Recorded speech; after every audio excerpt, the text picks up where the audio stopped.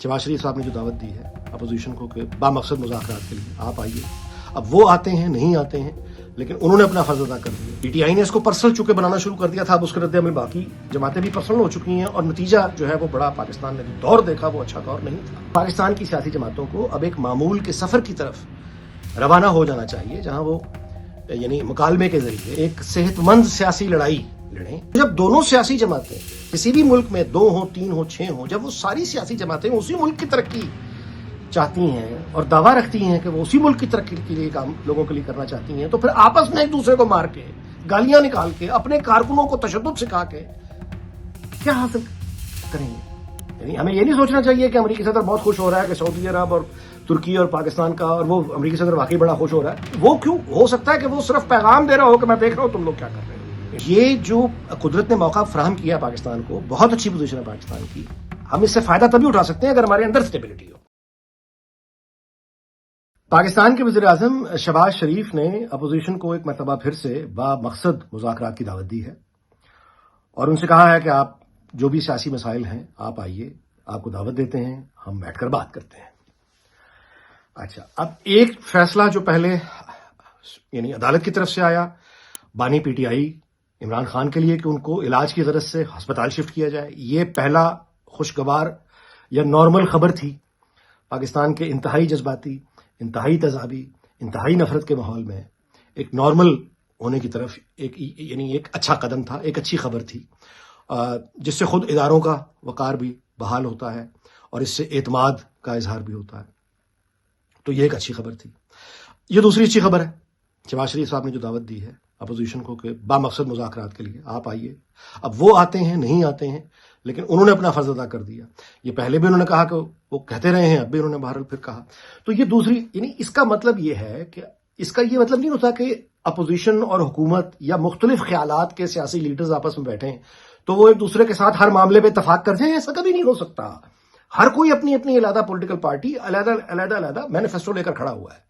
तो ये एक होने का ये मतलब नहीं होता कि वो मैनिफेस्टो एक कर लें या पार्टी अपनी पोजीशंस अपनी अपनी रहेंगी सबकी, लेकिन वो जाती दुश्मनी में तब्दील ना हो, यानी वो इख्तलाफात प्रोफेशनल रहें, पर्सनल ना हो।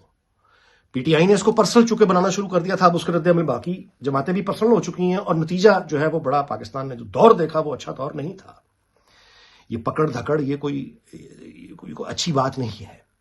इससे तलखी आती है, इससे मुआशरे में गैर यकीनी आती है, नफरत आती है। ये कभी ये सेहतमंद मुआशरे के लिए अच्छा नहीं होता। तो ये अच्छी बात है कि हम नॉर्मल होने की तरफ दिखाई देता है कि कम से कम कोशिश हो रही है। अच्छा, अब सियासत के बारे में हमेशा हमें याद रखना चाहिए कि ये एक बहता हुआ दरिया होता है। ये हमेशा आज लम्हा मौजूद है, सियासत हमेशा लम्हा मौजूद की होती है। यानी एक आदमी जिसका माजी अच्छा ना हो, वो एक कदम उठा के अपना सारी माजी जो है वो साफ कर सकता है। सियासत इस तरह का यानी खेल ही ऐसा है। और एक ऐसा आदमी जिसने सारी जिंदगी की नेक कमाई हो, वो एक पल में कमाई जा सकती है। यानी ये काम ही इस तरह का है सियासत। तो इसमें ये सोचना कि कोई आदमी जो है वो हमेशा के लिए चला गया, कोई आदमी हमेशा के लिए आ गया, ये नहीं होता। पोजीशंस होती हैं, टाइमिंग होती है। कभी कोई उभरता है, कभी कोई उभरता है। हमारे यहाँ चूंकि लीडरशिप वही रहती है, तो वही लीडरशिप है जो बार बार उभरती है, डूबती है, उभरती है, डूबती है। बाकी मुल्कों में जो पॉलिटिकल पार्टीज होती हैं उनकी लीडरशिप चेंज होती रहती है, लेकिन पार्टीज तो मद्देनजर आते हैं ना सफर में, रास्ते में। आप कभी जीतते हैं, कभी हारते हैं। ये एक मामूल का सफर होता है, मामूल का जर्नी। तो पाकिस्तान की सियासी जमातों को अब एक मामूल के सफर की तरफ रवाना हो जाना चाहिए, जहां वो यानी मुकालमे के जरिए, खिदमत के जरिए, वोट बैंक के जरिए, अपने मैनिफेस्टो के जरिए एक सेहतमंद सियासी लड़ाई लड़ें और लोगों को मौका दें कि वो अपना इंतखाब करें। यानी ये है एक सेहतमंद और मरकजी रास्ता। जब इसमें आप नफरत लेकर आते हैं, जातियात लेकर आ जाते हैं, और इस हद तक जातियात ले आते हैं कि उसमें रिश्तेदारियां और उसमें फिर यानी जातियात और फिर बीमारी और फिर इस तरह की यानी गलाजत और घटिया बातें और घटिया फिक्रेबाजी, तो फिर यहां से नफरत जो है वो जन्म लेती है। ठंडे दिल से गौर करें, एक सियासी जमात आखिर क्या नारा लेकर उठती है? मुल्क की बेहतरी का, मुआशरे की बेहतरी का, अपने मुल्क, अपने मुआशरे की, अपने लोगों की बेहतरी का नारा लेकर एक सियासी जमात उठती है। दूसरी सियासी जमात भी यही नारा लेकर उठती है। दोनों सियासी जमातों का जो मकसद है वो एक ही मुल्क में उसी मुल्क की तरक्की है। तो जब दोनों सियासी जमातें किसी भी मुल्क में 2 हो 3 हो 6 हो, जब वो सारी सियासी जमातें उसी मुल्क की तरक्की چاہتی ہیں اور دعویٰ رکھتی ہیں کہ وہ اسی ملک کی ترقی کے لیے کام لوگوں کے لیے کرنا چاہتی ہیں، تو پھر آپس میں ایک دوسرے کو مار کے، گالیاں نکال کے، اپنے کارکنوں کو تشدد سکھا کے کیا حاصل کریں گے؟ اب کیا حاصل کر لیا اب تک جو آگے حاصل کر لیں گے؟ یعنی بنیادی طور پہ جو ہمیں سیکھنا ہے وہ یہ ہے کہ اپنے اپنے پوائنٹ آف ویوز رکھتے ہوئے کو ایگزسٹنس، ایک دوسرے کے ساتھ کیسے رہنا ہے، ایک دوسرے پر حملہ کیے بغیر، ایک دوسرے کی آزادی، عزت، جان، مال اور آبرو کو خطرے میں ڈالے بغیر ہم ایک دوسرے کے ساتھ اختلاف کیسے کر سکتے ہیں، زندہ کیسے رہ سکتے ہیں۔ یہ ہے وہ رویہ جو کہ ہمیں سیکھنا ہے، اور ہم ظاہر ہے کہ یہ رویہ اپنے سیاسی لیڈر سے ہی سیکھتے ہیں۔ کارکن جو ہے وہ اپنے لیڈر کی طرف دیکھتا ہے اور اسی سے وہ سیکھتا ہے۔ اور اب یہ جو 3 سال گزرے ہیں، امید کی جانی چاہیے کہ جو سختی بانی پی ٹی آئی نے پہلے زندگی میں کبھی نہیں دیکھی وہ انہوں نے دیکھ لی ہے، اور حقیقت یہ ہے کہ جیل جو ہے وہ بڑے بڑے لوگوں کو بدل دیتی ہے۔ عین ممکن ہے کہ بانی پی ٹی آئی نے اپنے ماضی کی غلطیوں سے بہت سیکھا ہو، عین ممکن ہے کہ وہ بہت جیل جو ہے وہ اندر سے وہ بالکل ہی ایک نرم مزاج آدمی بن چکے ہوں، یہ بھی ممکن ہے کہ جیل نے ان کو مزید سخت بنا دیا ہو، کوئی جانتا نہیں ہے اس کے بارے میں۔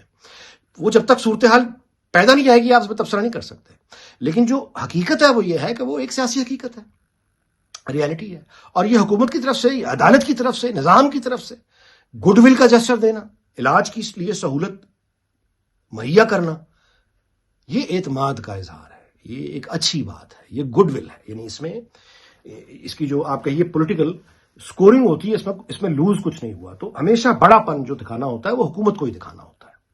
اپوزیشن بڑا پن کیا دکھائے گی؟ اپوزیشن کے پاس تو ہے ہی کچھ نہیں، وہ تو سیدھے سیدھا اپوزیشن تو کھڑی ہے، حکومت چھیننے کے لیے کھڑی ہوئی ہے، ان کا تو کام ہے۔ تو حکومت کو بڑا دکھانا ہوتا ہے۔ وہی حکومت یعنی کشمیر میں بھی جیسے میں گزارش کر رہا تھا، وہاں بھی بڑا دل دکھا کر جو دوست وہاں ناراض ہیں، بھائی ناراض ہیں، کسی کے ساتھ بھٹک گیا ہے، کسی کے ساتھ کوئی زیادتی ہو گئی ہے، تو ان کے زخموں پہ مرہم رکھنے کی ضرورت ہے، گلے سے لگانے کی ضرورت ہے، ان سے معذرت کرنے کی ضرورت ہے، اور ان کو ساتھ بٹھا کر پھر یہ طے کرنے کی ضرورت ہے کہ آئندہ اس طرح کی شکایات نہ پیدا ہوں، آئیں مل کر بیٹھ کے ہم اکٹھے کام کرتے ہیں، کیا ہم ایسا طریقہ کار نکالیں کہ مستقبل میں آئندہ ایسی ناخوشگوار صورتحال پیدا نہ ہو۔ یہی ڈائلاگ کشمیر میں ہونا چاہیے، یہی ڈائلاگ گلگت بلتستان میں ہونا چاہیے، یہی ڈائلاگ جو ہے یہ پختونخوا میں اگر کوئی ناراض ہے، بلوچستان، پنجاب میں اگر کوئی ناراض ہے تو آئیے بیٹھ جاتے ہیں، کو ایگزسٹنس کیسے ہو اور ایک دوسرے کو برداشت، یہ ہے خیر اور امن کا راستہ، اور یہی نارمل۔ لیکن اگر ہم اس کو ذاتی دشمنیوں میں مزید بناتے چلے گئے اور ذاتی بدلے اور ذاتی انتقام، تو پھر یہ قبائلی لڑائی بن جاتی ہے۔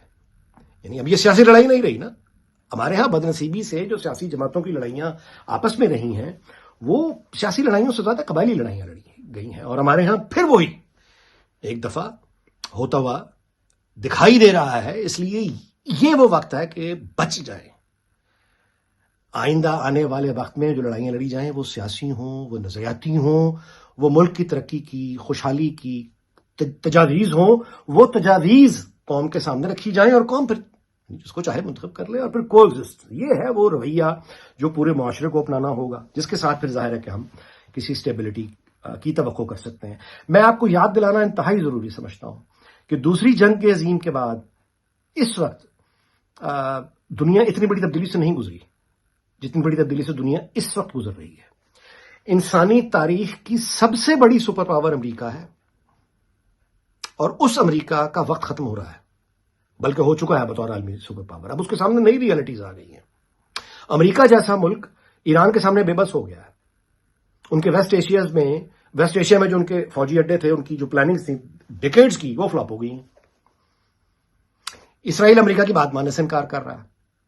امریکہ ایران کی انڈرسٹینڈنگ نہیں ہو پا رہی، وہ لڑائی کتنی دیر اب آگے چلنی ہے کوئی جانتا نہیں۔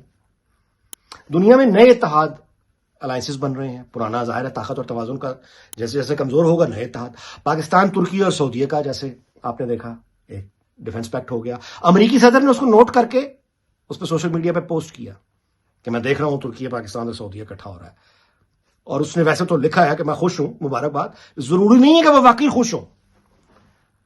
یعنی ہمیں یہ نہیں سوچنا چاہیے کہ امریکی صدر بہت خوش ہو رہا ہے کہ سعودی عرب اور ترکی اور پاکستان کا، اور وہ امریکی صدر واقعی بڑا خوش ہو رہا ہے۔ وہ کیوں ہو سکتا ہے کہ وہ صرف پیغام دے رہا ہو کہ میں دیکھ رہا ہوں تم لوگ کیا کر رہے ہو، انڈیپینڈنٹ ہونے کی کوشش کر رہے ہو۔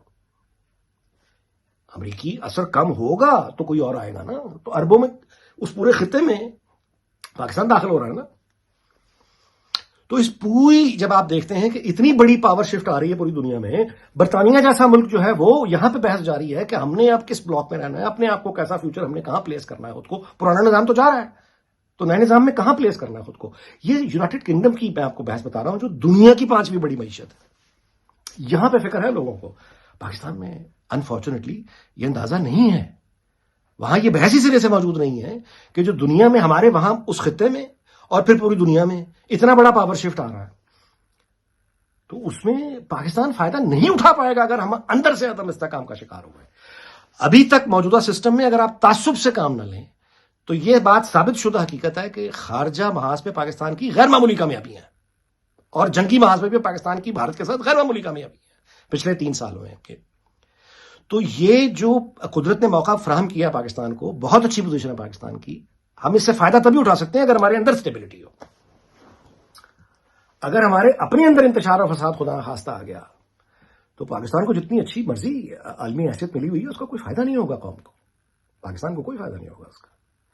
سو اس بڑی تیزی سے بدلتی ہوئی دنیا میں جہاں طاقت کے توازن بدل رہے ہیں، پرانے بلاکس ٹوٹ رہے ہیں، نئے اتحاد وجود میں آ رہے ہیں، اس میں ہم آپس میں اس حد تک دست و گریباں ہو جائیں، ہوش ہی نہ رہے کہ دنیا میں کیا ہو رہا ہے، ہوش ہی نہ رہے کہ افغانستان کا کیا ہو رہا ہے، ہوش ہی نہ رہے کہ ایران امریکہ کا جنگ کے طویل جنگ کے ساتھ ہم پہ کیا پڑنے، ہوش ہی نہ رہے کہ بھارت کے ساتھ کس طرح سے معاملہ کرنا ہے. آپس کی لڑائیوں میں اگر ہم یہ سب بھی بھول جائیں گے تو اس پہ پھر بچے گا کون؟ تو اگر ہم جو ایک براڈ چیلنجز ہیں سارے وہ دیکھ لیجئے کہ دنیا میں اس وقت گلوبل آرڈر تبدیل ہو رہا ہے، نئے بلاکس بن رہے ہیں، پرانے ٹوٹ رہے ہیں. اور آپ پاکستان کے اپنے ہمسائے میں دیکھ لیجئے معاملات کہاں پہ ہیں کہاں نہیں ہیں. افغانستان کے ساتھ 20 سال 19 سال جو جنگ لڑی ہے امریکہ نے پاکستان پہ، اس کا جو اثر ہوئے تھے، کیا نکل پائے گا پاکستان اس سے کوئی جلدی؟ ایران کے ساتھ جتنی لمبی جنگ اب یہ کہاں جائے گی؟ ہم کیسے بچ پائیں گے؟ ہم تو میڈیٹر بیچ میں بیٹھے ہوئے ہیں. تو بڑے چیلنجز ہیں یہ. بڑے چیلنجز کا مطلب یہ ہے کہ اپرچونٹیز بھی بڑی ہیں پاکستان کے لیے، بڑی اپرچونٹیز ہیں، پرووائڈڈ کہ پاکستان کے پاس وہ لیڈرشپ ہو اور اندر ایک پتہ تو ہو کہ حاصل کیا کرنا ہے. تو ہمیں انتشار سے، فساد سے، لڑائی سے، نفرت سے، قبائلی لڑائیوں سے بچ کے ایک قدم پیچھے ہٹ کے سانس لے کر ایک دوسرے کی سیاسی حیثیت کو تسلیم کر کے اس کا احترام کرتے ہوئے ایک ساتھ رہنے کا ہنر، یہ ہمیں ایکوائر کرنا ہوگا، سیکھنا ہوگا.